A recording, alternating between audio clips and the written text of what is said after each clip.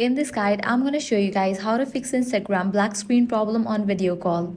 Let's get started. First, update your Instagram app. So launch App Store or Play Store, search for the app Instagram. After app appears, if you find the option of update, click on it and update the app. Next, clear cache for the Instagram app. So close this, launch your settings app. Now scroll down and navigate to the option General. Click on iPhone Storage. From the list of apps, find Instagram, launch it. Click on Upload app, click on Upload app again, then click on Reinstall app. With these, your problem might be solved. Next, update your device software. For that, navigate to this option, Software Update. If any updates are available, just update it. Now, hit back.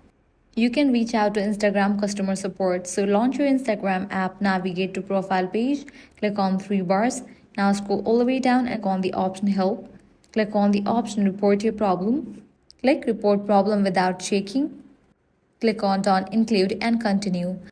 Now here you can explain about the issue that you are getting black screen on the video call and you can send it. With that, Instagram support team will get back to you.